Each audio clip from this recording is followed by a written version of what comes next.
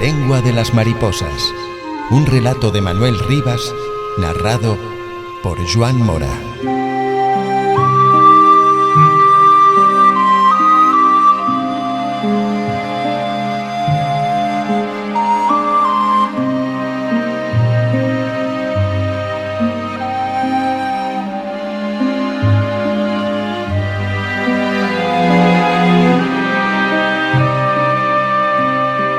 ¿Qué hay, gorrión? Espero que este año podamos ver por fin la lengua de las mariposas. El maestro aguardaba desde hacía tiempo que le enviaran un microscopio los de la instrucción pública. Tanto nos hablaba de cómo se agrandaban las cosas menudas e invisibles por aquel aparato, que los niños llegábamos a verlas de verdad, como si sus palabras entusiastas tuvieran un efecto de poderosas lentes. La lengua de las mariposas es una trompa enroscada como un resorte de reloj. Si hay una flor que la atrae, la desenrolla y la mete en el cáliz para chupar. Cuando lleváis el dedo humedecido a un tarro de azúcar, ¿a que sienten ya el dulce en la boca como si la yema fuera la punta de la lengua? Pues así es la lengua de la mariposa. Y entonces todos teníamos envidia de las mariposas. ¡Qué maravilla ir por el mundo volando con esos trajes de fiesta y parar en flores como tabernas con barriles llenos de jarabe! Yo quería mucho a aquel maestro. Al principio mis padres no podían creerlo. Quiero decir que no podían entender cómo yo quería a mi maestro. Cuando era un picarito, la escuela era una amenaza terrible. Una palabra que cimbraba en el aire como una vara de mimbre. Ya verás cuando vayas a la escuela. Dos de mis tíos, como muchos otros mozos, emigraron a América por no ir de quintos a la guerra de Marruecos. Pues bien, yo también soñaba con ir a América solo por no ir a la escuela. De hecho, había historias de niños que huían al monte para evitar aquel suplicio. Aparecían a los 2 o 3 días, ateridos y sin habla, como desertores del barranco del lobo. Yo iba para 6 años y me llamaban todos Gorrión. Otros niños de mi edad ya trabajaban, pero mi padre era sastre y no tenía tierras ni ganado. Prefería verme lejos y no enredando en el pequeño taller de costura. Así pasaba gran parte del día correteando por la Alameda y fue Cordeiro, el recolector de basura y hojas secas, el que me puso el apodo. Pareces un gorrión. Creo que nunca corrí tanto como aquel verano anterior al ingreso en la escuela. Corría como un loco y a veces sobrepasaba el límite de la Alameda y seguía lejos, con la mirada puesta en la cima del monte Sinaí, con la ilusión de que algún día me saldrían alas y podría llegar a Buenos Aires. Pero jamás sobrepasé aquella montaña mágica. Ya verás cuando vayas a la escuela. Mi padre contaba como un tormento, como si le arrancara las amígdalas con la mano, la manera en que el maestro les arrancaba la geada del habla para que no dijeran ajua, ni jato, ni gracias. Todas las mañanas teníamos que decir la frase: los pájaros de Guadalajara tienen la garganta llena de trigo. Muchos palos llevábamos por culpa de Guadalajara. Si de verdad quería meterme miedo, lo consiguió. La noche de la víspera no dormí. Encogido en la cama, escuchaba el reloj de la pared en la sala con la angustia de un condenado. El día llegó con una claridad de mandril de carnicero. No mentiría si le dijera a mis padres que estaba enfermo. El miedo, como un ratón, me roía por dentro. Y me meé. No me meé en la cama, sino en la escuela. Lo recuerdo muy bien. Pasaron tantos años y todavía siento una humedad cálida y vergonzosa escurriendo por las piernas. Estaba sentado en el último pupitre, medio escondido, con la esperanza de que nadie se percatara de mi existencia, hasta poder salir y echar a volar por la Alameda. Buenos días, señores.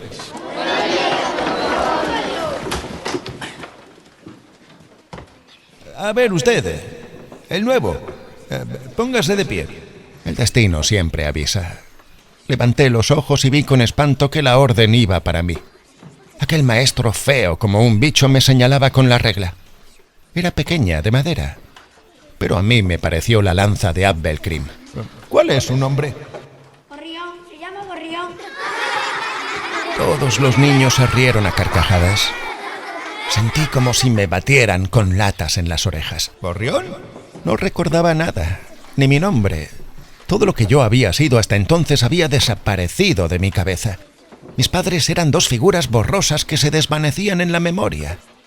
Miré cara al ventanal, buscando con angustia los árboles de la Alameda. Y entonces fue cuando Se está meando. Cuando se dieron cuenta los otros rapaces, las carcajadas aumentaron y resonaban como trallazos. Huí, eché a correr como un loquito con alas. Corría como solo se corre en sueños y viene tras de uno el sacaunto. Yo estaba convencido de que eso era lo que hacía el maestro, venir tras de mí. Podía sentir su aliento en el cuello y el de todos los niños como jauría de perros a la caza de un zorro. Pero cuando llegué a la altura del palco de la música y miré cara atrás, vi que nadie me había seguido, que estaba solo con mi miedo, empapado de sudor y de meos. El palco estaba vacío. Nadie parecía reparar en mí, pero yo tenía la sensación de que toda la villa estaba disimulando, que docenas de ojos censuradores acechaban en las ventanas y que las lenguas murmuradoras no tardarían en llevarle la noticia a mis padres. Las piernas decidieron por mí. Caminaron hacia el Sinaí con una determinación desconocida hasta entonces. Esta vez llegaría hasta A Coruña y embarcaría de polizón en uno de esos navíos que llevan a Buenos Aires. Desde la cima del Sinaí no se veía el mar, sino otro monte más grande todavía, con peñascos recortados como torres de una fortaleza inaccesible. Ahora recuerdo con una mezcla de asombro y nostalgia lo que tuve que hacer aquel día. Yo solo, en la cima, sentado en silla de piedra bajo las estrellas, mientras en el valle se movían como luciérnagas los que con candil andaban en mi búsqueda. Mi nombre cruzaba la noche cabalgando sobre los aullidos de los perros. No estaba sorprendido. Era como si atravesara la línea del miedo. Por eso no lloré ni me resistí cuando llegó donde mí la sombra regia de Cordeiro. Me envolvió con su chaquetón y me abrazó en su pecho. Tranquilo, gorrión. Ya pasó todo. Dormí como un santo aquella noche, pegadito a mamá. Nadie me reprendió. Mi padre se había quedado en la cocina fumando en silencio, con los codos sobre el mantel de hule, las colillas amontonadas en el cenicero de Concha de Vieira, tal como pasara cuando había muerto la abuela. Tenía la sensación de que mi madre no me había soltado la mano en toda la noche. Así me llevó, agarrado como quien lleva un serón en mi vuelta a la escuela. Y en esta ocasión, con corazón sereno, pude fijarme por vez primera en el maestro. Tenía la cara de un sapo. El sapo sonreía. Me pellizcó la mejilla con cariño. Me gusta ese nombre, gorrión. Y aquel pellizco me hirió como un dulce de café.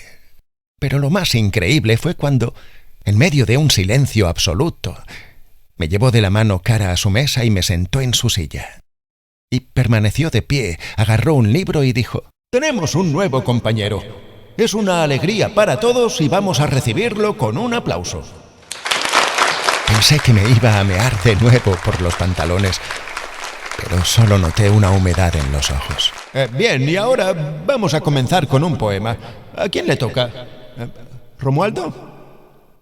Ven, Romualdo, acércate. Ya sabes, despacito y en voz bien alta. A Romualdo los pantalones cortos le quedaban ridículos. Tenía las piernas muy largas y oscuras, con las rodillas llenas de heridas. Un momento, Romualdo, ¿qué es lo que vas a leer? Una poesía, señor. ¿Y cómo se titula? Recuerdo infantil, de don Antonio Machado. Muy bien, Romualdo. Adelante. Despacito y en voz alta. Repara en la puntuación.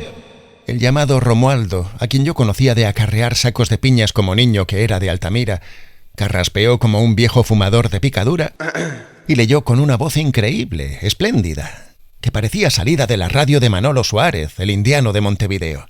Una tarde parda y fría de invierno. Los colegiales estudian. Monotonía de lluvia tras los cristales. Es la clase. En un cartel se representa Caín fugitivo y muerto Abel, junto a una mancha carmín. Muy bien. ¿Qué significa monotonía de lluvia, Romualdo? Que llueve sobre mojado, don Gregorio. Muy bien.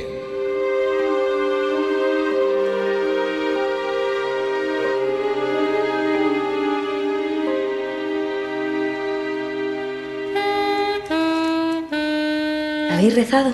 Preguntó mamá mientras pasaba la plancha por la ropa que papá cosiera durante el día. En la cocina, la olla de la cena despedía un aroma amargo de naviza. ¿Dónde? ¿En la escuela? Sí, una cosa de Caín y Abel. Dije yo, no muy seguro. Ya me extrañaba a mí que don Gregorio fuera un ateo. ¿Qué es un ateo? El que no cree en Dios. Mamá hizo un gesto de desagrado y pasó la plancha con energía por las arrugas de un pantalón. ¿Papá es un ateo? Mamá posó la plancha y me miró fijo. ¿Cómo se te ocurre preguntar semejante cosa? Papá se caga en Dios. Yo había escuchado muchas veces a mi padre blasfemar contra Dios. Lo hacían todos los hombres. Cuando algo iba mal, escupían en el suelo y decían esa cosa tremenda contra Dios. Decían dos cosas: cajo en Dios, cajo en el demonio. Me parecía que solo las mujeres creían de verdad en Dios. ¿Y el demonio? ¿El demonio qué? Que si existe. Pues claro que existe. El hervor hacía bailar la tapa de la olla. De aquella boca mutante salían baharadas de vapor y gargajos de espuma y berza. Una abeja revoloteaba en el techo alrededor de la lámpara eléctrica que colgaba de un cable trenzado. Mamá estaba enfurruñada como cada vez que tenía que planchar. Su cara se tensaba cuando marcaba la raya de las perneras. Pero ahora hablaba en un tono suave y algo triste, como si se refiriera a un desvalido. Era un ángel, pero se hizo malo. Se rebeló contra Dios. Camino del infierno se iba poniendo pálido. Por eso le llaman el ángel de la muerte. La abeja batió contra la lámpara, que osciló ligeramente y desordenó las sombras. ¿Y si era tan malo, por qué no lo mató Dios? Dios no mata, Moncho. Mi madre me preguntó por don Gregorio. A mí me gusta. Don Gregorio no pega. No, el maestro don Gregorio no pegaba. Por el contrario, casi siempre sonreía con su cara de sapo. Cuando dos peleaban en el recreo, los llamaba: ¡Vamos, señores, quietos! ¡Quietos! ¡Quietos, he dicho! Parecen ustedes carneros. Y hacía que se dieran la mano. Luego los sentaba en el mismo pupitre. Así fue como hice mi mejor amigo, don Borán. Grande, bondadoso y torpe. Había otro rapaz, Eladio, que tenía un lunar en la mejilla en el que golpearía con gusto, pero nunca lo hice por miedo a que el maestro me mandara darle la mano y que me cambiara junto a don Borán. El modo que tenía don Gregorio de mostrar un gran enfado era el silencio. ¡Silencio, señores! ¡Silencio! ¡Silencio! Bueno, si ustedes no se callan, tendré que callar yo. Y iba cara al ventanal con la mirada ausente, perdida en el Sinaí. Era un silencio prolongado, desasosegante, como si nos dejara abandonados en un extraño país. Sentí pronto que el silencio del maestro era el peor castigo imaginable, porque todo lo que tocaba era un cuento atrapante. El cuento podía comenzar con una hoja de papel, después pasar por el Amazonas y el sístole y el diástole del corazón. Todo se enhebraba, todo tenía sentido. La hierba, la oveja, la lana, mi frío. Cuando el maestro se dirigía al mapamundi, nos quedábamos atentos como si se iluminara la pantalla del Cine Rex. Sentíamos el miedo de los indios cuando escuchaban por primera vez el relincho de los caballos y el estampido del arcabuz. Íbamos al lomo de los elefantes de Aníbal de Cartago por las nieves de los Alpes, camino de Roma. Luchábamos con palos y piedras en Ponte Sampaio contra las tropas de Napoleón. Pero no todo eran guerras. Hacíamos hoces y rejas de arado en las herrerías de Lincio. Escribimos cancioneros de amor en Provenza y en el mar de Vigo. Construimos el pórtico da Gloria, plantamos las patatas que vinieron de América y a América emigramos cuando vino la peste de la patata. ¿A que no sabes de dónde vienen las patatas? Le dije a mi madre en el almuerzo, cuando dejó el plato delante mío. Vienen de América. No digas tonterías. Sentenció ella. Que sí, que nos lo ha explicado don Gregorio. O sea, que antes de que Colón fuera a América, en España no había patatas. ¿Y qué comía la gente? Castañas. Se ve que ese maestro es muy bueno. Era la primera vez que tenía clara la sensación de que, gracias al maestro, sabía cosas importantes de nuestro mundo que ellos, los padres, desconocían. Pero los momentos más fascinantes de la escuela eran cuando el maestro hablaba de los bichos. Las arañas de agua inventaban el submarino. Las hormigas cuidaban de un ganado que daba leche con azúcar y cultivaban hongos. Había un pájaro en Australia que pintaba de colores unido con una especie de óleo que fabricaba con pigmentos vegetales. Nunca lo olvidaré. Se llamaba tilonorrinco. El macho ponía una orquídea en el nuevo nido para atraer a la hembra. Tal era mi interés que me convertí en el suministrador de bichos de don Gregorio y él me acogió como el mejor discípulo. Había sábados y feriados que pasaba por mi casa y íbamos juntos de excursión. Recorríamos las orillas del río, las gándaras, el bosque y subíamos al monte Sinaí. Cada viaje de esos era para mí como una ruta del descubrimiento. Y volvíamos siempre con un tesoro. Una mantis, una libélula, un escornabois y una mariposa distinta cada vez. Aunque yo solo recuerde el nombre de una, es la que el maestro llamó Iris y que brillaba hermosísima posada en el barro o en el estiércol. De regreso cantábamos por las corredoiras como dos viejos compañeros. Los lunes en la escuela el maestro decía: «Y ahora vamos a hablar de los bichos de gorrión». Para mis padres esas atenciones del maestro eran una honra. Aquellos días de excursión mi madre preparaba la merienda para los dos. «No hacía falta, señora, yo ya voy comido», insistía don Gregorio. Pero a la vuelta decía: «Gracias, señora. Exquisita la merienda», decía mi madre por la noche. Qué buena persona. «Los maestros no ganan lo que tendrían que ganar», sentenciaba con sentida solemnidad mi padre. «Ellos son las luces de la República». La República. Ya veremos dónde van a parar la República y tú, don Manuel Azaña. Mi padre era republicano. Mi madre no. Quiero decir que mi madre era de misa diaria y los republicanos aparecían como enemigos de la Iglesia. Procuraban no discutir cuando yo estaba delante, pero muchas veces los sorprendía. «¿Y qué tienes tú contra Azaña? Eso es cosa del cura que te anda calentando la cabeza». Yo voy a misa a rezar, decía mi madre. «Tú sí, pero el cura no». Un día que don Gregorio vino a recogerme para ir a buscar mariposas, mi padre le dijo que, si no tenía inconveniente, tomarle las medidas para un traje. El maestro miró alrededor con desconcierto. «Es mi oficio». «Respeto mucho los oficios», dijo por fin el maestro. Don Gregorio llevó puesto aquel traje durante un año. Y lo llevaba también aquel día de julio de 1936, cuando se cruzó conmigo en la Alameda, camino del ayuntamiento. «¿Qué hay, gorrión? A ver si este año podemos verles por fin la lengua a las mariposas». Algo extraño estaba por suceder. Todo el mundo parecía tener prisa, pero no se movía. Los que miraban para la derecha viraban cara a la izquierda. Cordeiro, el recolector de basura y hojas secas, estaba sentado en un banco cerca del palco de la música. Yo nunca viera sentado en un banco a Cordeiro. Miró cara para arriba con la mano de visera. Cuando Cordeiro miraba así y callaban los pájaros, era que venía una tormenta. Sentí el estruendo de un camión repleto de hombres con banderas. Paró delante del ayuntamiento, los hombres bajaron y empezaron a gritar. ¡Arriba España! ¡Arriba! ¡Arriba España! Y arrancó de nuevo, dejando atrás una estela de estallidos. Las madres comenzaron a llamar a los niños. En la casa parecía haber muerto otra vez la abuela. Mi padre amontonaba colillas en el cenicero y mi madre lloraba y hacía cosas sin sentido, como abrir el grifo del agua y lavar los platos limpios y guardar los sucios.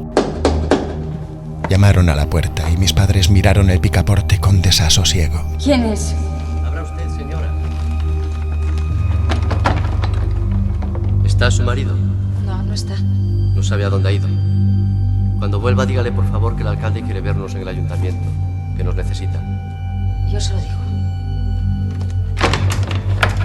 Después Amelia, una vecina, vino a contarnos que en La Coruña los militares habían declarado el estado de guerra. Estaban disparando contra el gobierno civil. Mi madre se persignó. Y también nos dijo Amelia que en el pueblo el alcalde llamó al capitán de carabineros, pero que éste mandó decir que estaba enfermo. Al día siguiente no me dejaron salir a la calle.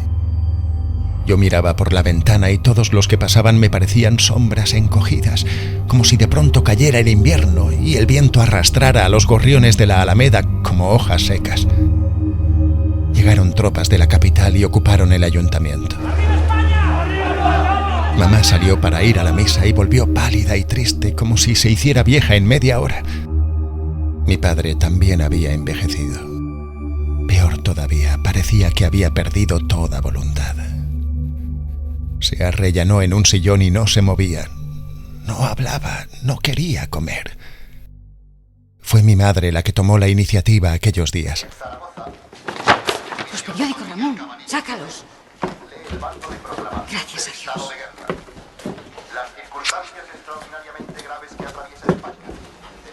El carné. El carné. Una mañana hizo que mi padre se arreglara bien y lo llevó con ella a la misa.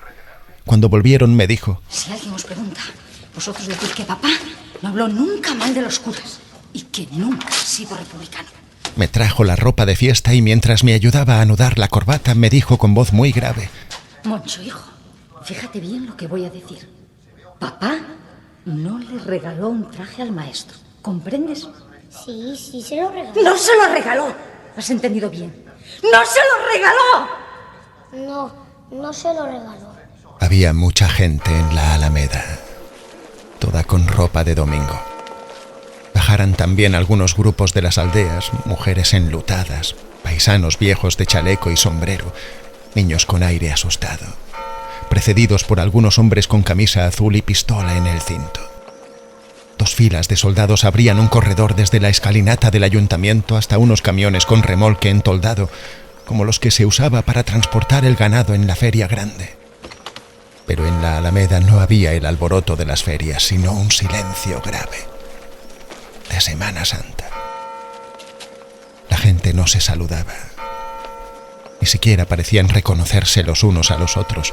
Toda la atención estaba puesta en la fachada del ayuntamiento. Un guardia entreabrió la puerta y recorrió el gentío con la mirada. Luego abrió del todo e hizo un gesto con el brazo.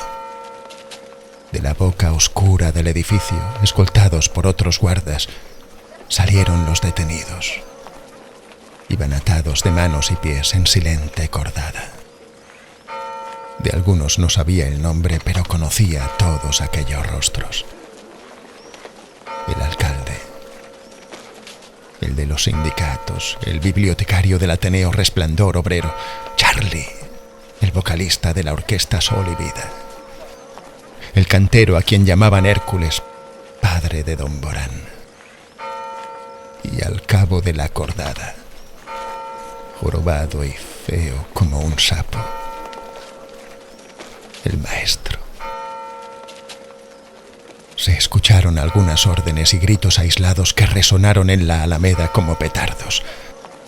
Poco a poco, de la multitud fue saliendo un ruge-ruge que acabó imitando aquellos apodos.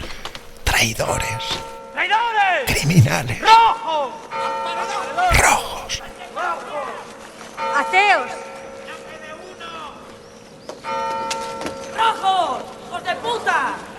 ¡Arriba España!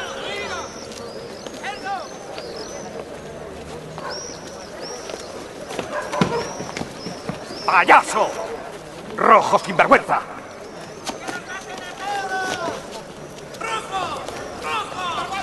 ¡Ateo! ¡Ateo!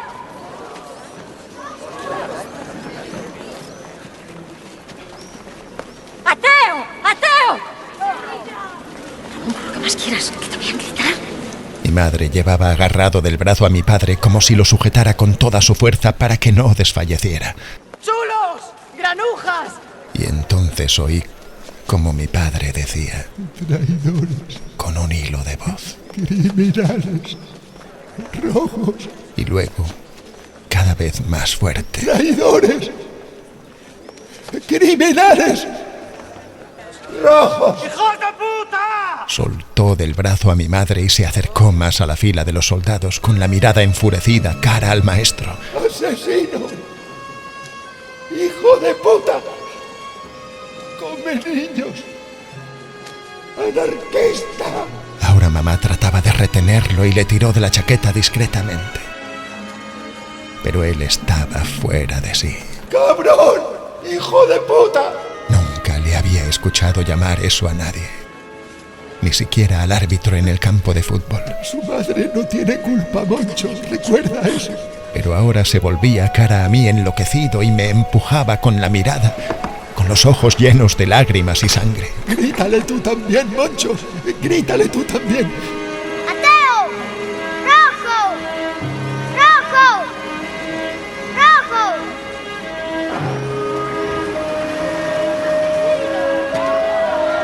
Cuando los los camiones arrancaron cargados de presos. Yo fui uno de los niños que corrían detrás lanzando piedras. Buscaba con desesperación el rostro del maestro para llamarle traidor y criminal. Pero el convoy era ya una nube de polvo a lo lejos y yo, en medio de la alameda, con los puños cerrados, solo fui capaz de gritar con rabia.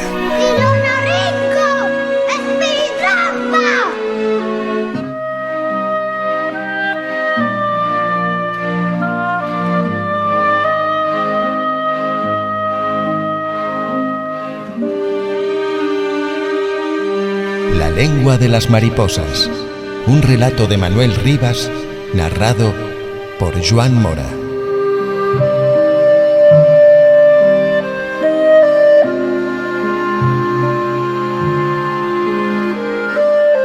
Los libros son como un hogar.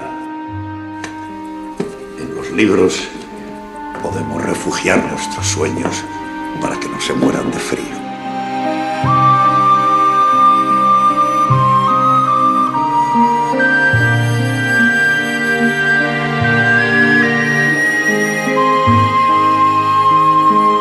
En la primavera, el ánade salvaje vuelve a su tierra para las nupcias. Nada ni nadie podrá detenerle. Si le cortan las alas, ya nada. Si le cortan las patas, se impulsará con el pico, como un remo en la corriente. Ese viaje es su razón de ser. En el otoño de mi vida, yo debería ser un escéptico. Y en cierto modo lo soy. El lobo nunca dormirá en la misma cama con el cordero. Pero de algo estoy seguro.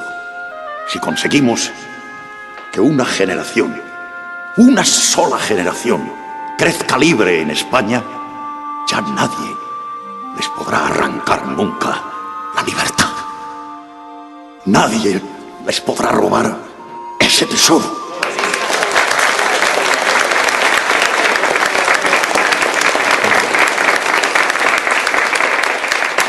Gracias. Muchas gracias. Y ahora ustedes a volar.